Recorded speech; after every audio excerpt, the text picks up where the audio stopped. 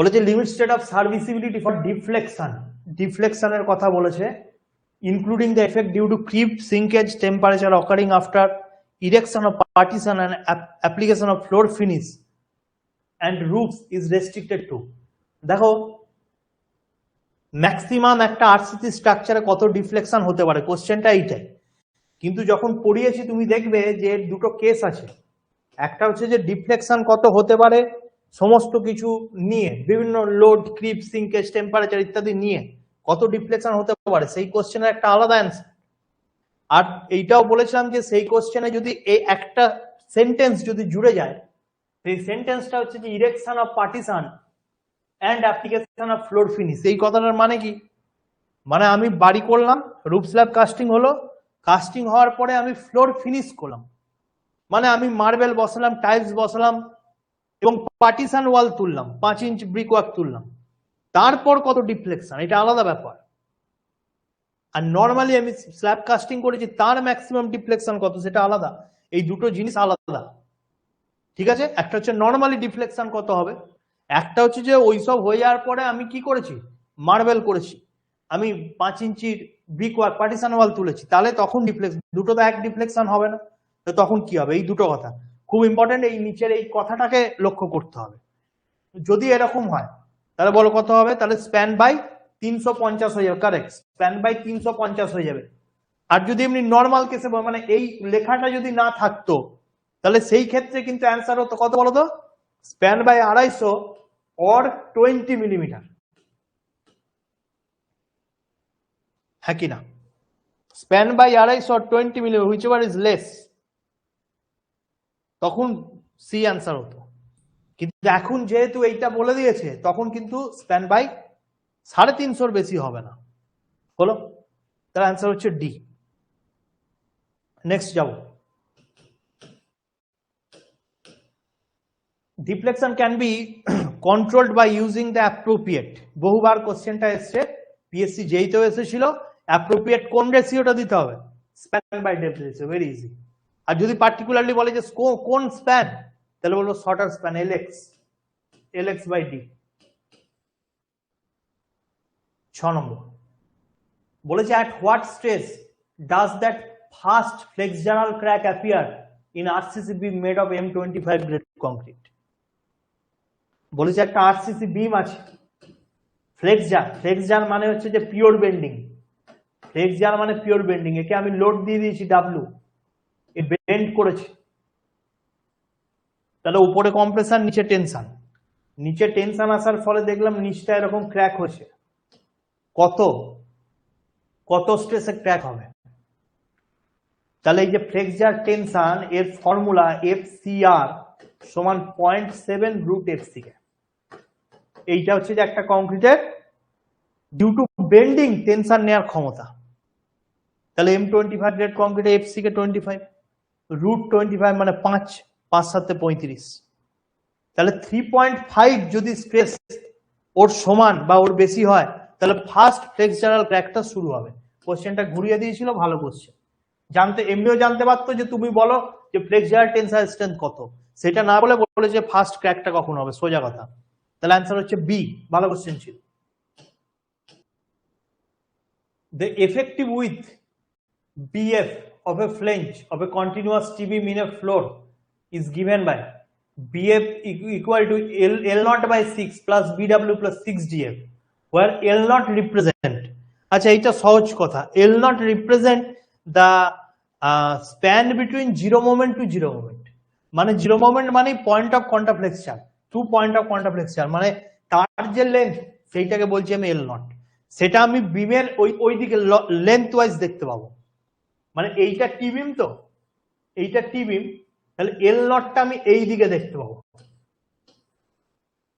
এই দিকে আমি L0টা, মানে আমি যদি এর বেন্ডিং মোমেন্ট ডায়াগ্রামটা আঁকি, তাহলে এই দিকে আমি L0টা দেখতে পাবো। ইন এ কন্টিনিউয়াস বিম যেখানে L0 এর ভ্যালু দেওয়া নেই, সেটা 0.7 ইন্টু LE হয়ে যাবে। এগুলো আমরা সব পড়েছি, তাই না? এইটা 21 বড় দেখি 21। আগের দিন একটা ডাউট ক্লিয়ারিং ক্লাসে এই ধরনের অঙ্ক করেছিলাম, যেটা কিনা গেটে ছিল। এইবারে সেই অঙ্ক, সেই ধরনের অঙ্ক এসেছিল, আমি বললাম যে কেএমসি অ্যাসিস্ট্যান্ট ইঞ্জিনিয়ারে। এখন এই অঙ্কটা যেই দিলাম, আমি দেখছি যে এইটা অনেকে আবার ভুল করে ফেলেছে। সেই দিন আমি একটা কথা বলেছিলাম যে আমাকে সব কটা কম্বিনেশন দেখতে হবে, যে কম্বিনেশন বেশি ভ্যালু দেবে সেইটা। অনেকে আমার কথা শুনে এইটা মিনিং করেছিল যে 1.2 দিয়ে যদি 3টে লোডকে গুণ করি যোগ করে, তাহলে সেটা বেশি রেজাল্ট দেবে। না, সেটা সবসময় নাও দিতে পারে। আমার সব কম্বিনেশন দেখতে হবে, তার মধ্যে যে বেশি অ্যান্সার দেবে, বেশি রেজাল্ট দেবে, সেইটাই আমার অ্যান্সার। বলো, আমার কথাটা বুঝতে পারছো? তাহলে বলেছিল যে reinforced concrete beam subject to following bending moments. Dead লোডের জন্য 20, লাইভ লোডের জন্য 30, আর সিসমিক লোডের জন্য 10। তাহলে বলেছিল ডিজাইন বেন্ডিং মোমেন্ট কত হবে লিমিট স্টেট অফ কোলাপস। আমরা প্রত্যেকেই জানি, আমি যদি লিমিট স্টেট অফ কোলাপসের dead load plus live load করি, তাহলে আমাকে গুণ করতে হয় এর সঙ্গে 1.5। ক্লিয়ার? নেক্সট হচ্ছে যে আমি যদি আরেকটা কেস করতে পারি, 1.5 dead load plus 1.5 wind load অথবা সিসমিক লোড, মানে যেটাকে কিনা আর্থকোয়েক বলে, দুটোর মধ্যে যে কোনো একটাকে নিতে হয়। এবার যদি এটা ওভার টার্নিং হয়, তখন ডেড লোডকে কমিয়ে 0.9 নেবো, যদিও সেটা কম অ্যান্সার দেবে বলে সেটা লিখছি না।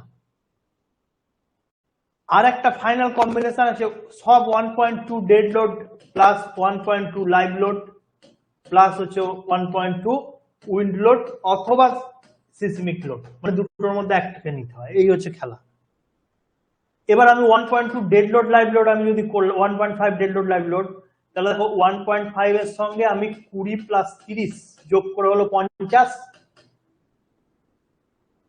এটা যোগ করে হলো 50, আর 5 5 25 হাতে রইল 2, তার মানে হচ্ছে 75 কিলোমিটার মিটার। 50 × 15, তার মানে হচ্ছে 75 কিলোমিটার মিটার। এবার এইটা আমি দেখবো, তাহলে 1.5 ডেড লোড আর 1.5 উইন্ড অথবা আর্থকোয়েক, ঠিক আছে। তার মানে একেও আমি 1.5 কে ডেড লোড হয়ে গেল আমার 20, আর সিসমিক বা উইন্ড যেটাই আছে সেটা হয়ে গেল 10, তার মানে হলো 30, তার মানে 45। এবার আমি ফাইনাল এটা দেখ 1.2 দিয়ে সব কটাকে গুণ করব, তাহলে 1.2 ডেড লোড হচ্ছে 20, লাইভ লোড হচ্ছে 30, আর সিসমিক লোড হচ্ছে 10, তার মানে 30 20 50 10 60, আর 6 12 72। এবার বলো খেলাটা বলো। এবার যখন আমি তিনটেকেই গুণ করলাম 1.2 দিয়ে, তাহলে কি আমার বেশি এলো? আমার তো দুটোকে 1.5 দিয়ে গুণ করে বেশি অ্যান্সার আসছে। তার মানে যারা যারা এইটা ভেবেছিল, কারণ গেটের আগের দিনের ডাউট ক্লিয়ারিং ক্লাসে কোশ্চেনটা 1.2 দিয়ে গুণ করে সব কটাকে বেশি অ্যান্সার এসেছিল, তার মানে এটা নয়। আমি সেই দিনও বারবার বলেছিলাম যে আমাকে কম্পেয়ার করে দেখতে হবে, যে বেশি দেবে সেই আমার কারেক্ট অ্যান্সার।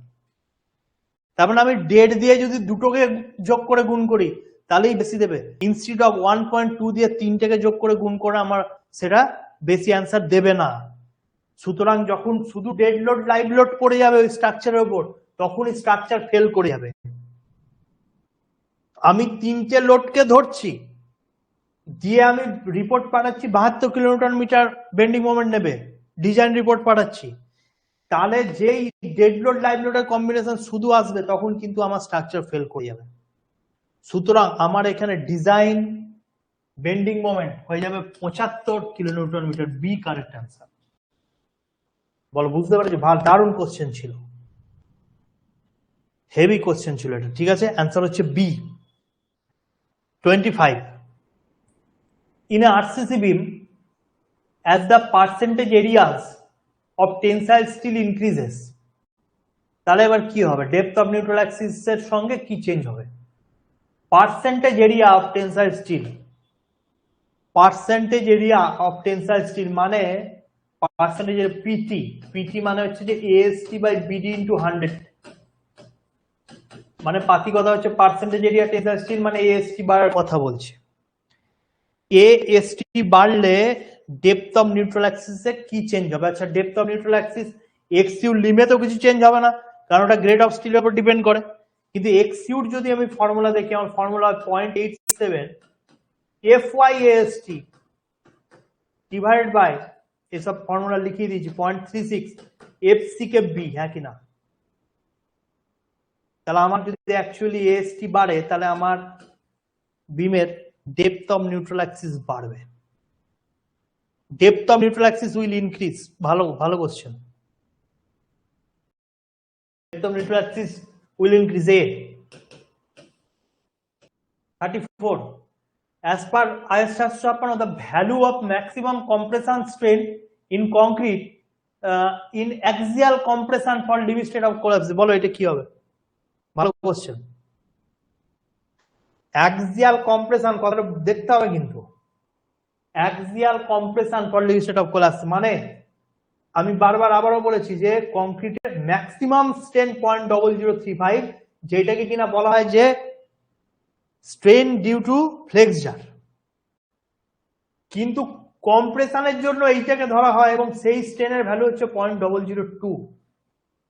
যদি বলে এক্সট্রিম ফাইবারে কত, যদি বলে ম্যাক্সিমাম স্ট্রেন ডিউ টু ফ্লেক্সচার কত, বা শুধুই বললো যে সবচেয়ে maximum value of strain in concrete কত, সব ক্ষেত্রে অ্যান্সার 0.0035। কিন্তু যদি পার্টিকুলার উল্লেখ করে দেয় যে অ্যাক্সিয়াল কম্প্রেশনের জন্য কত, সেটা কিন্তু 0.0035 নয়, সেটা হচ্ছে 0.002।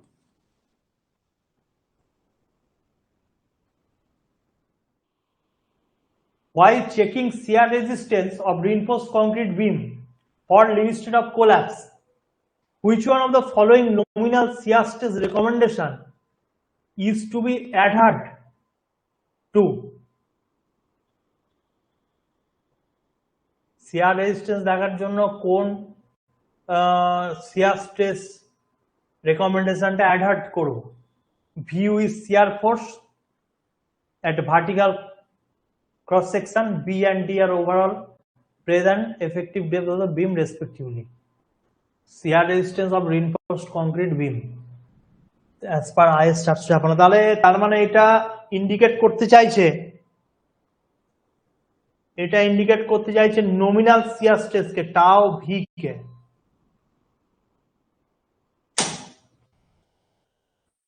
টাও ভি কে ইন্ডিকেট করতে চাইছে। টাও ভি মানে ultimate shear force divided by cross section, এটা ভিউ বাই বিডি।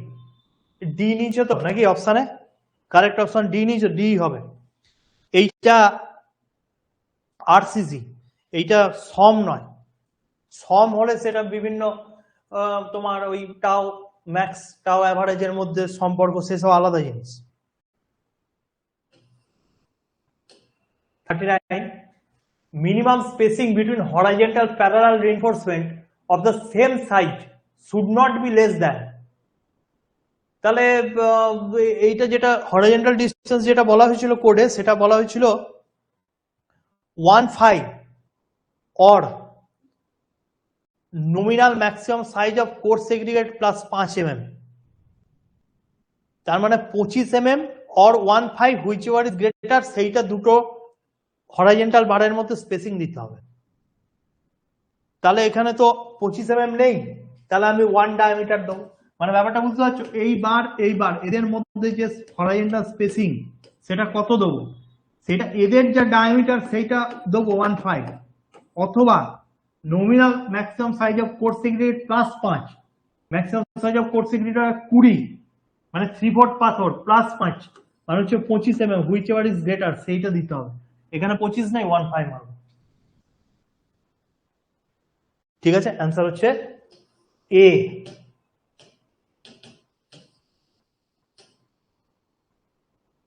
এই কোশ্চেনটা, a simply supported beam of size 400 mm into 600 mm is supported on walls of 300 mm wide. The clear span is 4 meter and 20 mm diameter reinforcement used. As per IS code, the effective span of the beam, simply supported beam এর effective span বার করতে বলে, জানা আছে তো কি ব্যাপার? বারবার বলেছি, এইগুলো হচ্ছে সব বিয়ারিং সাপোর্ট, এগুলো হচ্ছে 300 করে, এইটাও 300, এটাও 300। আর ক্লিয়ার স্প্যান মানে ইনটু ইন যেটা, সেইটা বলেছে কত, 4 মিটার মানে 4000 মিলিমিটার। ক্রস সেকশনে যখন দেখছি বিমটাকে 400/600, ওভারঅল ডেপথ 600, আর এখানে বলছে যে 20 mm ডায়ামিটারের বার আছে, এগুলো হচ্ছে 20 mm ডায়ামিটারের বার আছে। আর কিছু বলেছে? আর কিছু বলেনি। তার মানে এগুলো যদি একটু বড় করে আঁকি, হ্যাঁ,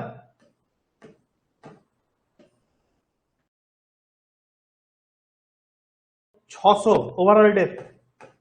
এই বারের ডায়া 20 মানে হাফ ডায়াগুলো হচ্ছে 10। আর বিমে মিনিমাম কভার তোমায় দিতে হবে 25 mm। ক্লিয়ার কভার মিনিমাম কত দিতে হয়? 25 দিতে হয়। এইখান থেকে এইটা হচ্ছে 25, আর এইখান থেকে হাফ ডেপথ হচ্ছে 10। তার মানে এফেক্টিভ কভার তোমায় দিতেই হবে 35 mm। ইসি এফেক্টিভ কভার মানে মিনিমাম 35 mm দিতে হবে।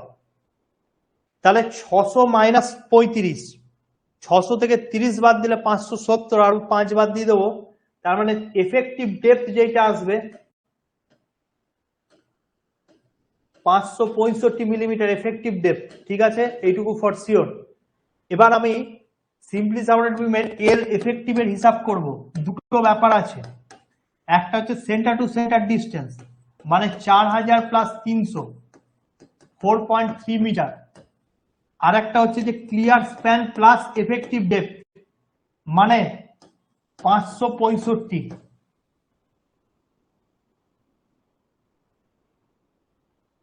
হ্যাঁ কি না? তাহলে এই ভ্যালুটা দেয় 4565 mm মানে 4.565 মিটার। এখন এল এফেক্টিভ মানে হুইচ এভার ইজ লিস্ট, এই দুটোর মধ্যে যেটা কম, এই ব্যাপারটা না জানলে সব ভুলেই যাবে। হুইচ এভার ইজ লিস্ট, এই দুটোর মধ্যে লিস্ট। তার মানে এইটা অ্যান্সার হয়ে যাবে 4.3 মিটার। 4.6 মিটার হবে না। যারা এ মেরেছো তাদের সব ভুল হয়ে গেছে। ঠিক আছে, এটা কেএমসি এসেই 2025 এসেছিল। হ্যাঁ হ্যাঁ ঠিক, অ্যান্সার হবে 4.3 মিটার। ভালো কোশ্চেন ছিল।